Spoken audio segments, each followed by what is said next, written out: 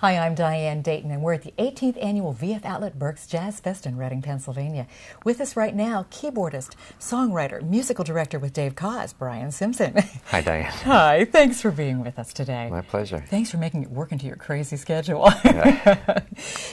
Let's talk a little bit about your background. You grew up north of Chicago, and you started playing keyboards when you were, what, about 10? About 10. Yeah. And my family was very musical. I grew up in a family where we were listening to music all the time. My father had a great jazz record collection, and he had a lot of friends that were musicians as well. So my first teacher was actually a jazz guitarist who played piano. Okay. And I love this guy. He was my first mentor, you could say. But somewhat sadistic with the lessons, and he actually would put his hand on top of my head, and if I would hit a wrong note, you know, he would give me one of those. Oh, really? Yeah, so that lasted a few years before I told my mom, I don't want him as a teacher anymore. Right. But the great thing was about it, he would take me to gigs in Chicago, because I lived about an hour north of Chicago, and he would take me to his gigs, and I'd sit there and, boy, I'd love to do that someday. Okay. So watch him playing. So Yeah. that was really important beginning to my career. Yeah, really. You could visualize seeing yourself do that, right? Yeah, absolutely. That's a part of it. So when was your first professional gig? Do you remember what that was? It's probably my most embarrassing moment. What happened? Well, I was probably 17 or 18 years. I just joined the Musicians Union. And they have these trust fund gigs for musicians that aren't working that much, I suppose. They probably paid $25 or something, but it was at a naval hospital, some kind of hospital. That's all I knew. So I drive to this gig. I'm all excited. I got my little keyboard and an amplifier, and I go in the front office, whatever, and I don't see anyone there. I mean, there's like a counter with no one there, and I'm start walking down the hallway. It's a strange gig, right?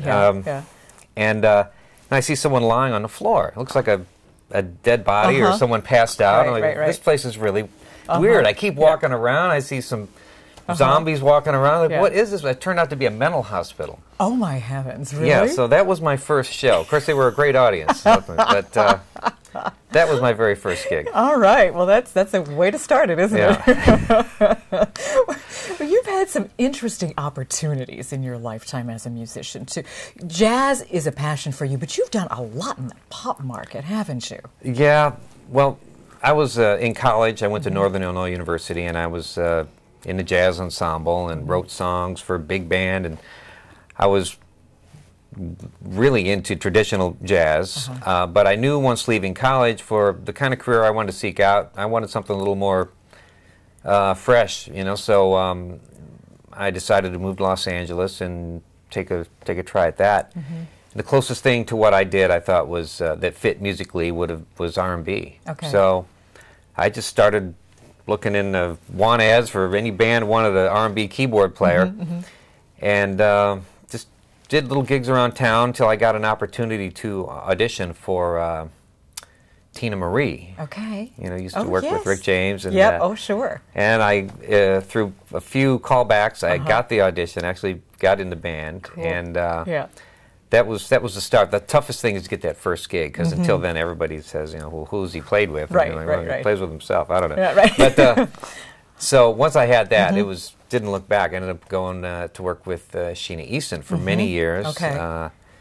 And it was actually after about 4 years with her that I got an opportunity to audition for George Duke and Stanley Clarke. Oh, wow. So this was kind of the beginning of the jazz section of my music career. Okay. Because I never stopped being a jazz musician, but I just had a good career playing with these divas. So, yes, exactly. So once I started working with George, I got that audition, and I never looked back in the jazz world, except in 1995 I did a short stint with Janet Jackson. Janet Jackson. You know, yeah, all right. which was pretty amazing. Oh, I bet it was. I bet it was. You are also the musical director with Dave Koz. Yeah, no, with Dave, I've been with him at least 10 years, and it's such a treat to work with that guy. 'Cause first of all, we're great friends, and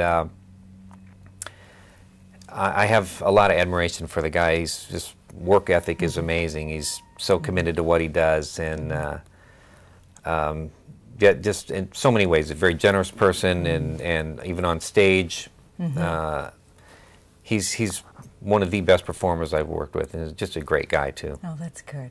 Well, you finally decided, I'm going to do my own thing. But when you decide to do your own thing, you come out gangbusters because you did so well with that. It's all good.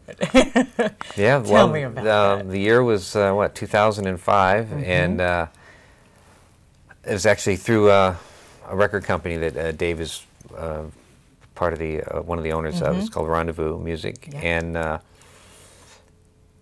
you know, it was a great opportunity. Of course, you put out a CD, you have no idea what's going to happen. Sure. But the very first single ended up becoming a #1 song in smooth jazz nationwide for 6 weeks, and it really did kind of propel everything for me. And the exciting thing is that 2 years later, I have a new CD that came out. And it's let's this one talk right about here. this one, Above the Clouds. What's the idea behind this one, and what's this one all about? Well, first of all, I was, so what am I going to do to top my last CD? Right, It was a big question. So I decided to enlist the help of some friends of mine. So some of the guest artists on here, let's see, Dave Koz, of course. Wayman Tisdale, Kirk Whalum, George Duke makes an appearance, and the great Chuck Loeb is on here as well. Funny, I just met Chuck about 2 weeks before I called him to play on a solo on this thing, and what a great guy. And you know, because of the way music is recorded, the magic of the internet nowadays, I could. This is one song where typically I'm in the studio when the musician actually records, but Chuck was in New York, I'm in LA. I didn't have a lot of time to get this done, so I just had to trust that you know, he could capture what I wanted on the song. And boy, he sent back his track, and I was like, oh yeah, that was perfect. I was so happy, and well, I should have known, because everything I hear Chuck play on I love, so it was just a real treat to hear that. You have a website too, don't you? What is that? It's well, you can either Google Brian Simpson, or you can just go right to bsimpsonmusic.com. Okay, and we can find out all about you, what you're up to. And yeah, it's great. Also, if you go on YouTube, you can look up my name, and there's a couple of really nice clips on there. Oh, good. If I were to ask you what's really important to you, Brian, take that anywhere you want. What's really important in your life to you? Well, I have a family that's pretty important. I have, first of all, 3 kids. I got 8-year-old son, 11-year-old daughter, and a 16-year-old daughter. So it's funny, I was telling you earlier, we were talking, that I kind of use them as an excuse for many years for not being able to get a CD finished, because I'm a great dad. Yeah. I get up early. I'm up at 6:30 taking them to school and picking them up after school and doing the homework. So that's a lot. And to maintain a career or to pay the bills, I was touring all these years, and it kind of made it difficult to commit to doing a CD project. But finally, I decided I'm going to have to learn time management, and I guess you could say I did. So that's good.